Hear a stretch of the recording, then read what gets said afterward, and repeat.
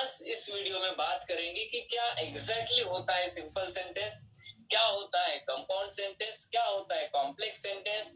जिस प्रकार से अफर्मेटिव को हम निगेटिव करते हैं, जिस प्रकार से निगेटिव सेंटेंस को हम अफर्मेटिव करते हैं, क्या उसी प्रकार से यहाँ पे सिंपल को कंपाउंड, कंपाउंड को कॉम्प्लेक्स या फिर कॉम्प्लेक्स को सिंपल किया जाता है क्या? शायद ऐसा क्वेश्चन है, तो इसका आंसर रहेगा हाँ। सिंपल को कंपाउंड कैसे बदलते हैं, कंपाउंड को कॉम्प्लेक्स करते कैसे किया जाता है, कॉम्प्लेक्स को जब चेंज करना होता है कंपाउंड में, और कंपाउंड को जब हम सिंपल चेंज करते हैं, आई मीन सिंपल में कन्वर्ट करते, चेंज करते हैं, तो किस प्रकार के चेंजेस, क्या और एडिशनल मटेरियल उसमें डालना होता है, क्या हमें वहां से निकाल कर फेंकना होता है, किस प्रकार का सेंटेंस जो है ना, सेंटेंस का स्ट्रक्चर होता है, वो सारी बातें जो है इस वीडियो के अंदर में हम बात करेंगे। चलो शुरुआत करते हैं आज के इस वीडियो को, लेकिन मैं उसके पहले बता देता हूँ, अगर चैनल को सब्सक्राइब नहीं किया तो सब्सक्राइब कर लीजिएगा। तो आज का टॉपिक रहेगा सिंपल, कंपाउंड,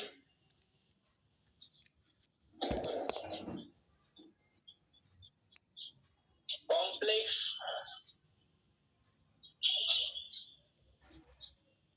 सेंटेंसेस।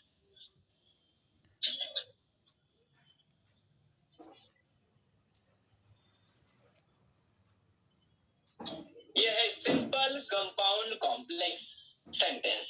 अब सिंपल सेंटेंस क्या है, कंपाउंड सेंटेंस क्या होता है, कॉम्प्लेक्स सेंटेंस क्या होता है, सबसे पहले उनकी डेफिनेशन समझ जाते हैं, समझ लेते हैं कि क्या एग्जैक्टली अगर दिया हुआ सेंटेंस किसी ने पूछ लिया, identify the types of sentence, simple है, कंपाउंड है कि कॉम्प्लेक्स, कैसे आइडेंटिफाई करेंगे? अगर हमें कुछ पता है उसके बारे में, उसके डेफिनेशन वगैरह अगर हम जानते हैं, कुछ मालूमात है, तो ही जाकर जो है ना very easily we can identify the types of given sentence कि भाई ये सिंपल है, कंपाउंड है कि कॉम्प्लेक्स। तो देखते हैं कि सिंपल सेंटेंस मतलब क्या होता है। The first one is our simple sentence. Simple sentence क्या होता है? Simple sentence, so it is the sentence, it is the sentence, वो एक सेंटेंस ही होता है। सिंपल सेंटेंस भी सेंटेंस होता है, कंपाउंड भी सेंटेंस होता है, कॉम्प्लेक्स भी सेंटेंस होता है।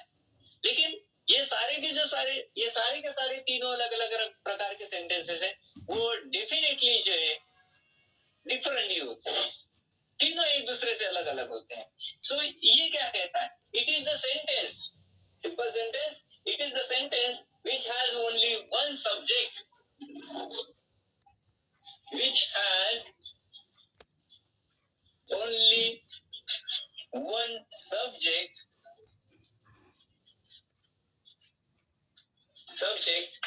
and एक ही सब्जेक्ट रहेगा, जिस सेंटेंस में एक ही सब्जेक्ट होता है, और साथ में and one predicate, and one predicate. तो ऐसा सेंटेंस जिसमें एक ही सब्जेक्ट होता है, एक ही प्रेडिकेट होता है।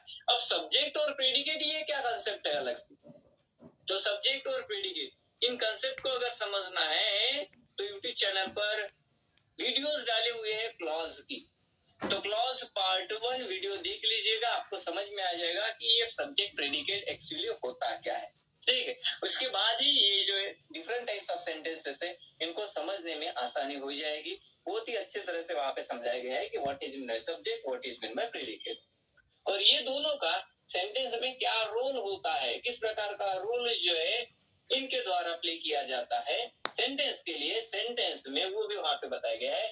तो क्या दिया हुआ है, what is mean by simple sentence, it is the sentence which has only one subject, एक ऐसा सेंटेंस जहां पे एक सब्जेक्ट रहेगा एंड वन प्रेडिकेट, और एक ही प्रेडिकेट रहेगा।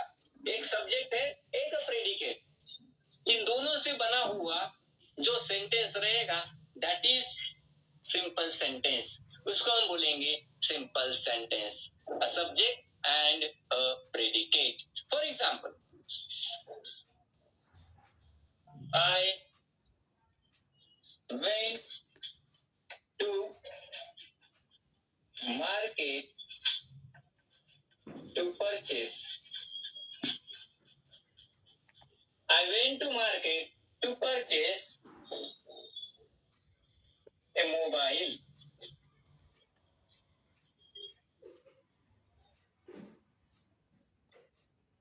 So I went to market to purchase a mobile. I went to market to purchase a mobile. मैं मार्केट गया था किसके लिए? मोबाइल खरीदने के लिए. मार्केट गया था मोबाइल खरीदने के लिए. अभी सेंटेंस में अगर देखा जाए कि सब्जेक्ट कौन सा है, प्रेडिकेट कौन सा है, तो देखो यहाँ पे सब्जेक्ट जिसके द्वारा एक्शन होती है वो होता है सब्जेक्ट. तो दिख रहा है कि कौन गया? मैं गया मार्केट में, मुझे खरीदना था, एंड दैट्स व्हाई जो है आई वेंट टू मार्केट. सो आई रहेगा हमारा सब्जेक्ट. ये रहेगा हमारा सब्जेक्ट. एक ही सब्जेक्ट दिख रहा है यहाँ पे, और कोई सब्जेक्ट है क्या? बिल्कुल ही नहीं है. तो एक ही सब्जेक्ट रहेगा. ठीक है, तो ये एक सब्जेक्ट और दिया हुआ है कि एक ही प्रेडिकेटर रहेगा. अब प्रेडिकेट मतलब क्या होता है? Object and verb. ठीक है, वर्ब प्लस ऑब्जेक्ट मतलब होता है प्रेडिकेट. इन दोनों से बनती है कंसेप्ट प्रेडिकेट की. तो यहाँ पे I went to market to purchase a mobile, अगर इसको देखते हैं तो इसमें प्रेडिकेट कौन सा बनेगा? वेंट. ये क्या है? वर्ब है. गो का सेकंड फॉर्म है वेंट, वर्ब है. तो यहाँ से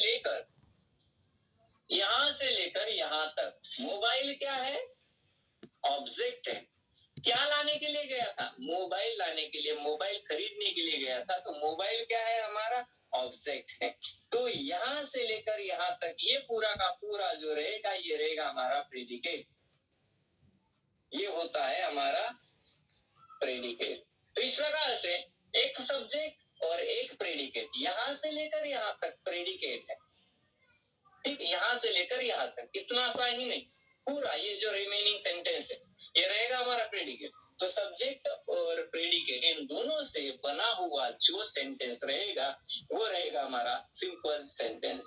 सिंपल सेंटेंस जिसमें कंजक्शन का यूज बिल्कुल ही नहीं होता है. Second sentence, second example.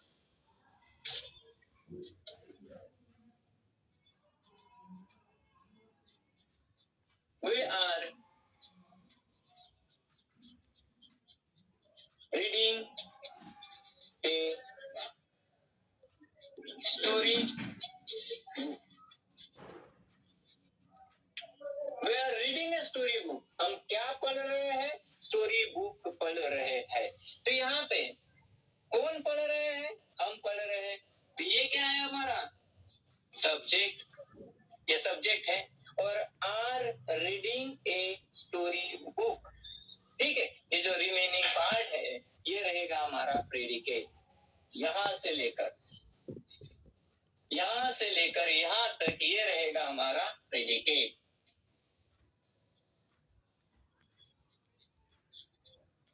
तो इस प्रकार से एक सब्जेक्ट और एक प्रेडिकेट दोनों को मिलाकर जो सेंटेंस बनता है वो होता है simple sentence. Third example. They ate all chapatis. They ate all chapatis. They ate all chapatis. उन्होंने सारी चपाती खा ली. सो यहाँ पे दे खाने वाला कौन है? दे. ये रहेगा हमारा सब्जेक्ट. ये रहेगा सब्जेक्ट. और ये जो है एट ऑल चपातीज, ये क्या रहेगा हमारा? प्रेडिकेट. क्योंकि इसमें वर्ब भी है और चपातीज ऑब्जेक्ट भी है. तो वर्ब प्लस ऑब्जेक्ट को कहते हैं हम predicate. Verb plus object that is predicate. तो दे सब्जेक्ट, क्योंकि दे मतलब उन्होंने चपाती खाई है, वो चपाती खाते हैं, वो जो लोग है लिविंग है वो सब्जेक्ट है. ये यहाँ पे रहेगा सब्जेक्ट. और एट ऑल चपातीज ये है हमारा प्रेडिकेट.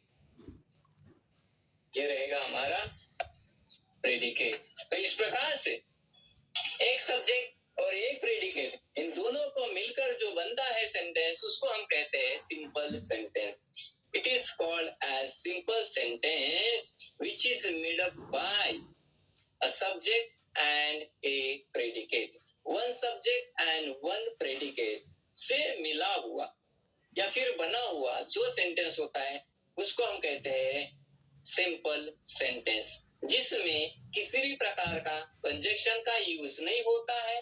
और अगर सामने चलते हैं तो जिसमें एक फाइनाइट वर्ब होता है।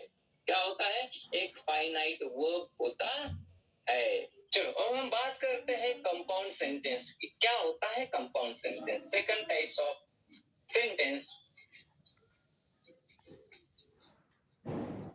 Compound sentence. कंपाउंड सेंटेंस मतलब क्या होता है? जो अलग अलग दो वाक्यों से बनता है, दो अलग अलग वाक्यों से बना हुआ जो सेंटेंस होता है, that is our compound sentence. Compound sentence जो दो अलग अलग वाक्यों से, दो अलग अलग डिफरेंट सेपरेट इंडिपेंडेंट सेंटेंसेस को जब जोड़कर एक ही सेंटेंस बनता है उसको हम कहते हैं कंपाउंड सेंटेंस। अभी जोड़ेंगे कैसे? कैसे जुड़ते हैं? क्योंकि दो सेपरेट सेंटेंस मतलब दो फुल स्टॉप रहेंगे, दो फुल स्टॉप रहेंगे, तो दो फुल स्टॉप होने वाले दो अलग अलग सेंटेंसेस को हम कैसे जोड़ेंगे? कहा ना, दो अलग अलग इंडिपेंडेंट सेंटेंस को जोड़कर जो एक कंप्लीट सेंटेंस बनता है उसको कहते हैं कंपाउंड सेंटेंस। तो दो जो फुल स्टॉप है उनका फिर क्या करें? इनके तो एंडिंग में एक ही फुल स्टॉप आ रहा है, जो दूसरा फुल स्टॉप है उसका क्या करें? और क्या ऐसा मीडियम है हमारे पास जिसके द्वारा हम इन दोनों अलग अलग सेंटेंसेस को एक दूसरे के साथ जोड़ के एक मीनिंगफुल सेंटेंस बना सकते हैं? तो जिसके माध्यम से हम दो इंडिपेंडेंट सेंटेंस को एक दूसरे के साथ लिंक करते हैं, टाई करते हैं, जोड़ते हैं, ज्वाइन करते हैं, तो वो जो मीडियम होता है दैट इज द कंजक्शन, उसको हम कहते हैं कंजक्शन। चलो सिस्टमैटिकली समझ लेते हैं इस कंपाउंड सेंटेंस को। It is the sentence, it is the sentence which is made up it is a sentence which is made up of two or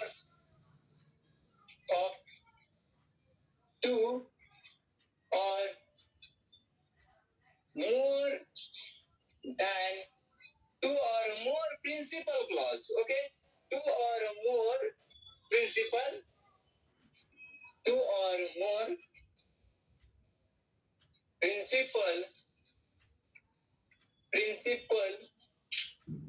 और मेन क्लॉज। सो दो अलग अलग सेंटेंस को जोड़कर कहा है, तो दो अलग अलग इंडिपेंडेंट सेंटेंसेस रहेंगे, उनको हम कहते हैं इंडिपेंडेंट क्लॉजेस। तो जो दो अलग अलग इंडिपेंडेंट क्लॉजेस होंगे, प्रिंसिपल क्लॉजेस होते हैं, मेन क्लॉजेस होते हैं, जब उनको जोड़ा जाता है तो जोड़ने के बाद जो एक कंप्लीट सिंगल सेंटेंस का वहां से जन्म होता है उसको कहा जाता है कंपाउंड सेंटेंस। दो अलग अलग प्रिंसिपल क्लॉज, दो अलग अलग मेन क्लॉज, कभी दो से ज्यादा भी होते, कभी कभी sometimes there are more than two principal clause और main clause, okay, join to each other to frame, to structure और to make a complete sentence. कभी दो होते तो कभी दो से ज्यादा प्रिंसिपल क्लॉज को जोड़कर जो सेंटेंस बनता है उसको हम कहते हैं compound sentence.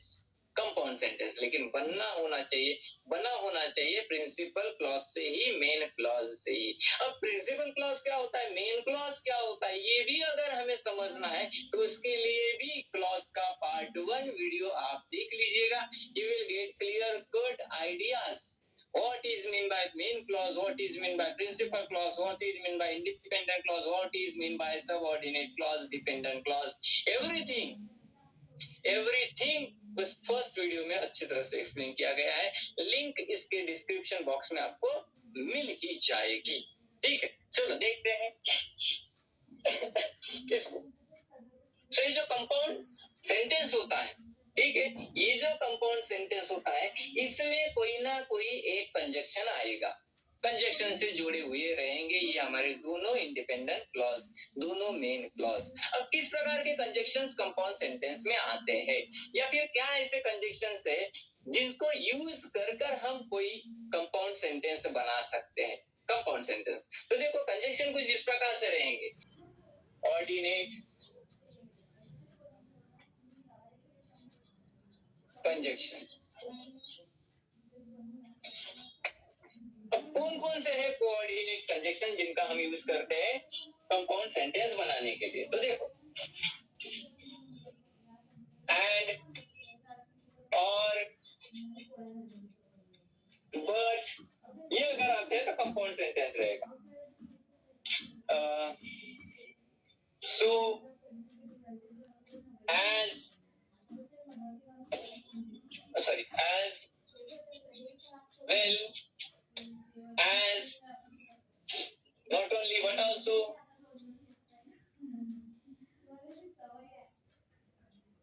not only but also, ये भी रहेगा तो भी कंपाउंड क्लॉज रहेगा, कंपाउंड कंजक्शन रहेगा। स्टील, स्टील, टेक, neither nor,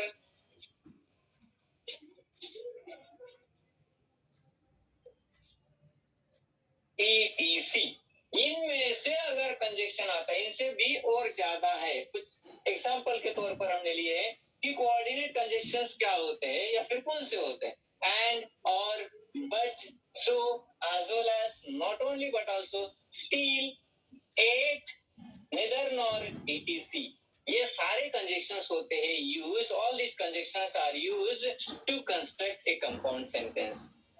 एक कंपाउंड सेंटेंस बनाने के लिए इनका यूज होता है। या फिर जिस किसी सेंटेंस में इनमें से कोई एक कंजक्शन दिखाई पड़ता है तो समझ लेंगे कि वो रहेगा हमारा कंपाउंड सेंटेंस, वो है हमारा कंपाउंड सेंटेंस। और ये सारे कंजक्शंस को हम कहते हैं कोऑर्डिनेट कंजक्शंस। चलो बात करते हैं examples.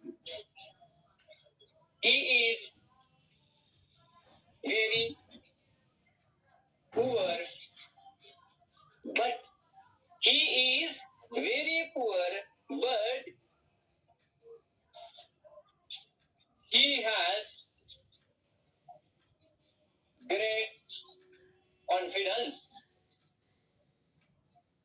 He has great confidence.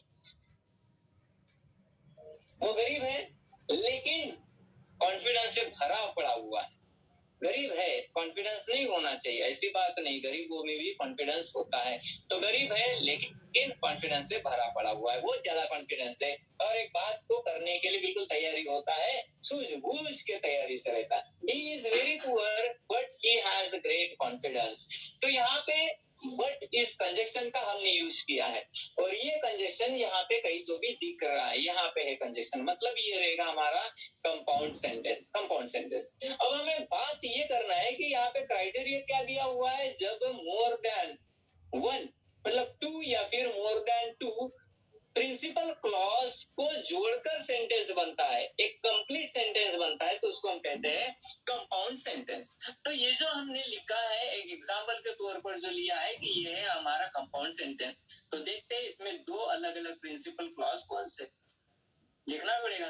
तो देखो दो अलग अलग प्रिंसिपल क्लॉज।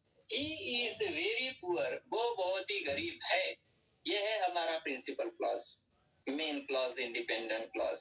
क्योंकि इतने पार्ट में जो ही इज वेरी पुअर, इसमें किसी भी प्रकार का कंजक्शन का यूज नहीं किया हुआ है, एक सिंपल सा सेंटेंस, सिंपल वर्ड, सिंपल सा कंस्ट्रक्शन और एक सिंपल सा सेंटेंस बनाया हुआ, सिंपल सा।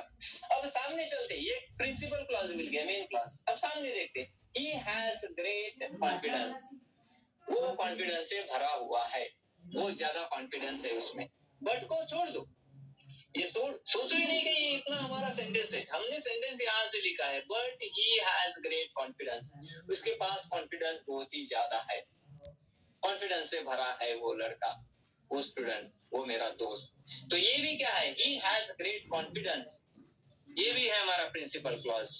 और यहाँ पे ही इज वेरी पुअर, ये भी हमारा है एक प्रिंसिपल क्लॉज। इस प्रकार से देखो हमने दो अलग अलग प्रिंसिपल क्लॉज को मिलाकर, दो अलग अलग प्रिंसिपल क्लॉज को मिलाकर क्या बनाया है, एक का कंपाउंड सेंटेंस बनाया है। कैसे होता है कंपाउंड सेंटेंस, जहां पे दो प्रिंसिपल क्लॉज और एक कंजक्शन का यूज किया जाता है। अब second sentence, I wanted to buy a book. So I wanted to buy a book. So I went to stationery shop. I wanted to buy a book. मुझे एक किताब खरीदनी थी। मैं एक किताब खरीदना चाहता था, इसीलिए मैं I went to stationery shop, इसलिए मैं स्टेशनरी शॉप में चला गया। यहाँ पे दो प्रिंसिपल क्लॉज कौन से? I wanted to buy a book, मैं एक किताब खरीदना चाहता था, मुझे एक किताब खरीदनी थी। ये एक है principal clause. I went to stationery shop, मैं किताब की दुकान में गया, मैं एक स्टेशनरी शॉप में चला गया।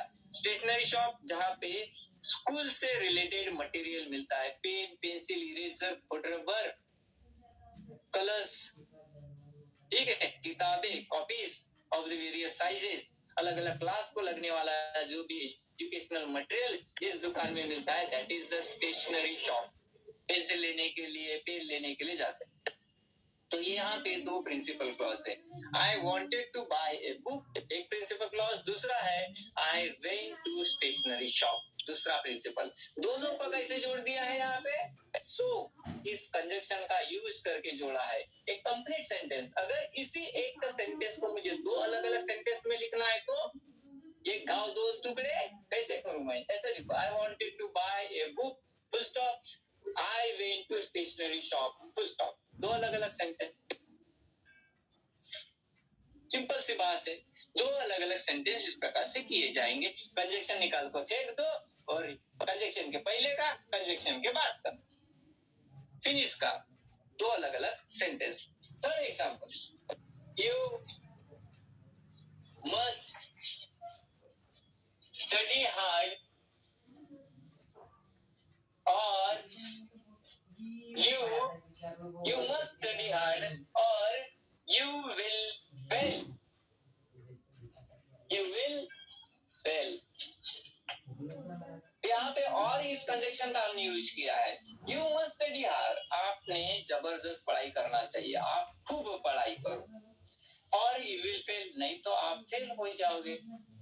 यहाँ पे दो principal clause, you must study hard, जम के मेहनत करो, जम के पढ़ाई करो, हो गई बात खत्म, फुल स्टॉप आ गया। आप फेल हो जाओगे, हो गया बात खत्म, फुल स्टॉप। तो इस प्रकार से दो प्रिंसिपल क्लॉज, दोनों को जोड़ दिया हमने, एक ही फुल स्टॉप लगाया है लास्ट में, दोनों को जोड़ा है एक मीडियम से, and that medium we use here to join two separate main clause two independent sentences to each other is our और ये है और कंजक्शन। इस प्रकार से होता है कंपाउंड सेंटेंस, जिसमें इन कंजक्शन का यूज किया जाता है, जो अलग अलग दो प्रिंसिपल से बनाया हुआ क्लॉज होता, सॉरी सेंटेंस होता है। बड़े इसको हम कहते हैं कॉम्प्लेक्स सेंटेंस, जिसमें एक मेन क्लॉज रहेगा और उसके सामने जितने रहेंगे, जो भी सेंटेंस रहेगा रिमेनिंग, वो रहेगा हमारा सबऑर्डिनेट क्लॉज। अब वो सबऑर्डिनेट क्लॉज कितने रहेंगे? देखो यहाँ पे लिखा हुआ and one or more subordinate clause, एक सबऑर्डिनेट या फिर उससे ज्यादा भी सबऑर्डिनेट हो सकता है। मतलब सबऑर्डिनेट क्लॉज और इधर में मेन क्लॉज, दोनों को जोड़कर जो सेंटेंस बनता है, that is our complex sentence. One main clause and one or more than one subordinate clause को मिलाकर बनता है कॉम्प्लेक्स सेंटेंस।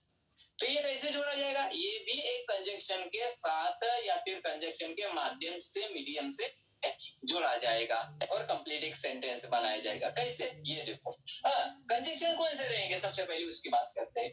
तो कॉम्प्लेक्स सेंटेंस में जिन कंजक्शन का यूज किया जाता है उनको कहते हैं सबऑर्डिनेट कंजक्शंस। सबऑर्डिनेट कंजक्शन, क्योंकि यहाँ पे सबऑर्डिनेट क्लॉज को मेंशन किया है, इसलिए वो होते हैं हमारे subordinate conjunction. So let's see कि क्या प्रकार के और कौन कौन से हमारे सबऑर्डिनेट होते हैं। सबऑर्डिनेट कंजक्शन,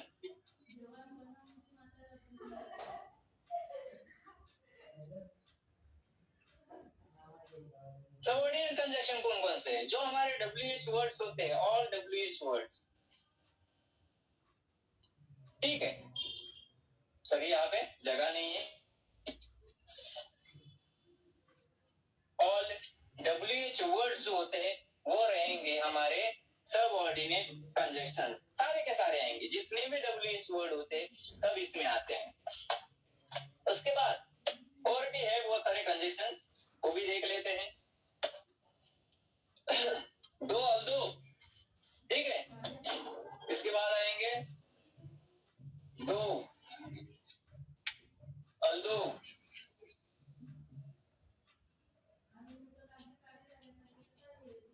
इसके बाद बिकॉज, दो although because,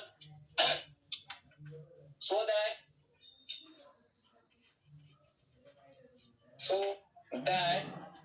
till, until,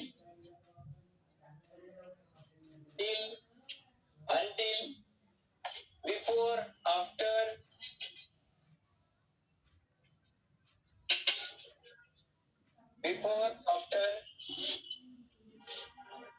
since, while, उसके बाद as soon as,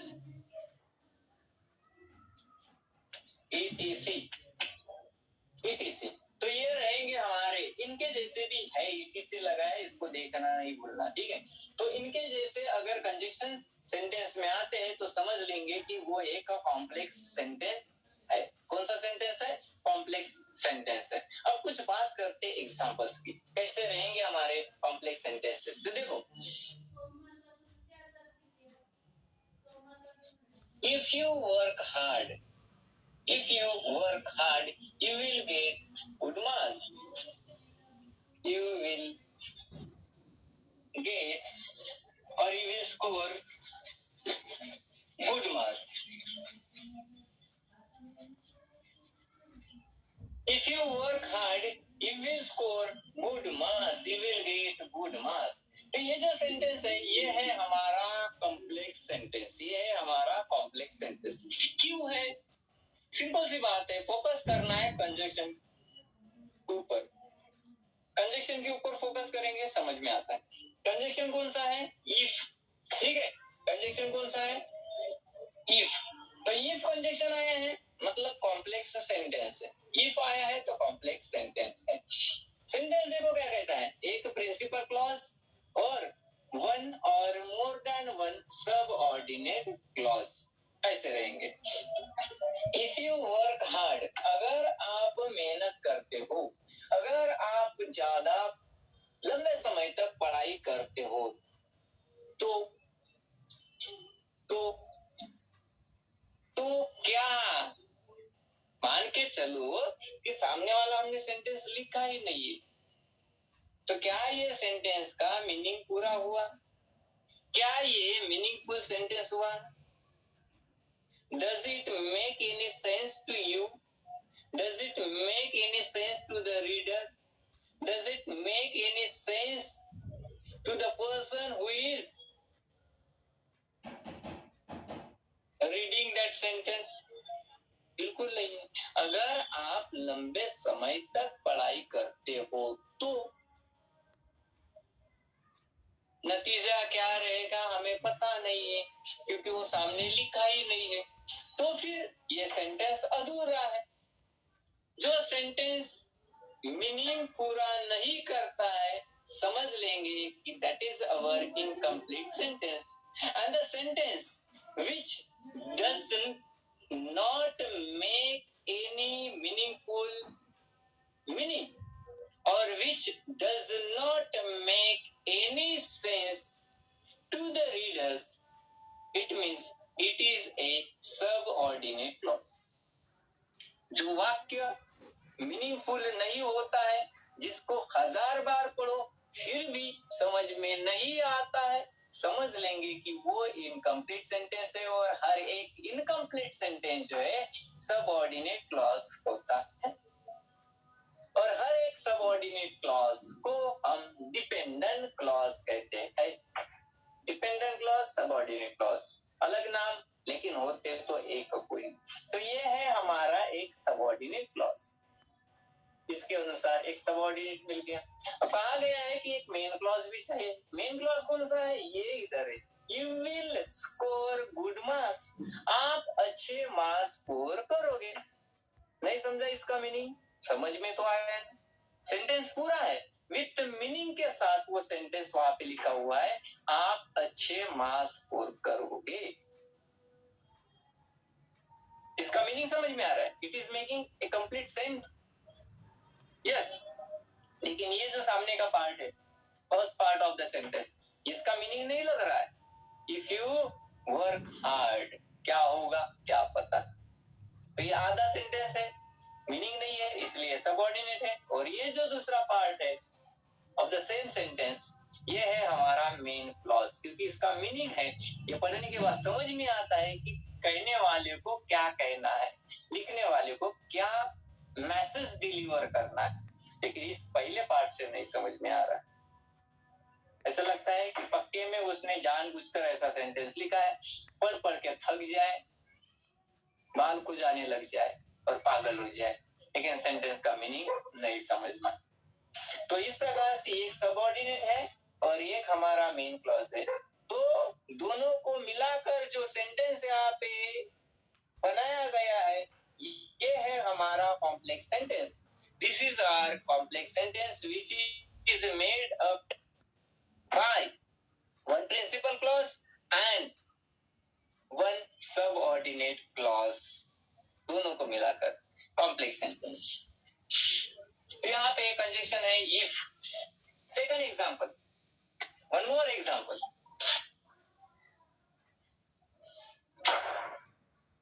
तो you are clever, तो you are clever, हालांकि आप होशियार हो। दो you are clever,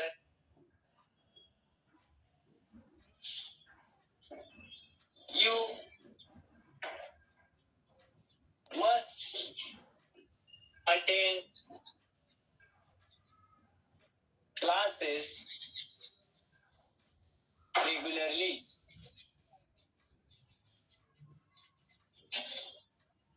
Though you are clever, you must attend classes regularly. हालांकि आप होशियार हो। होशियार इंसान को, होशियार स्टूडेंट्स को क्लास करे ना करे चलता है, ऐसी बात नहीं। हालांकि आप होशियार हो, you are clever, yes I agree, but आपको डेली क्लासेस अटेंड करना चाहिए। तो सेंटेंस क्या है? हालांकि आप होशियार हो, आपको रेगुलर क्लास करनी चाहिए, रेगुलर क्लास अटेंड करनी चाहिए। तो ये है हमारा कॉम्प्लेक्स सेंटेंस। अब इसमें कंजक्शन कौन सा है? कंजक्शन है हमारा दो। कंजक्शन कौन सा है? दो। और दो कहीं तो भी कंजक्शन यहाँ पे ये देखो, तो दो जिस सेंटेंस में आएगा और दो सेंटेंस में आएगा तो वो कॉम्प्लेक्स सेंटेंस होता है। अब बात करते हैं यहाँ पे मेन क्लॉज कौन सा है और सबऑर्डिनेट क्लॉज कौन सा है। तो जिसमें कंजक्शन आता है वो होता है हमारा सबऑर्डिनेट। जिसमें कंजक्शन नहीं आता है, you must attend classes regularly, आपने हर दिन क्लास रेगुलरली अटेंड करनी चाहिए। ये हो गया हमारा मेन क्लॉज। हालांकि आप होशियार हो, आगे क्या? रास्ता ही नहीं दिख रहा है, नजरों के सामने, आंखों के सामने पूरा अंधेरा छा गया है। हालांकि आप होशियार हो तो क्या नहीं समझ में आ रहा है, तो इनकम्प्लीट सेंटेंस है, इनकम्प्लीट है, तो ये सबऑर्डिनेट। और ये you must attend classes regularly, आपने हर दिन क्लास करनी चाहिए, आपने हर दिन स्कूल जाना चाहिए, ट्यूशन जाना चाहिए। तो ये तो समझ में आ रहा है। हो जी बाबा जी जाणार उद्यापासून, तो ये मेन क्लॉज। तो ये कंजक्शन आइडिया दो, ये होगा हमारा complex sentence. Let's see one more example here. Third example,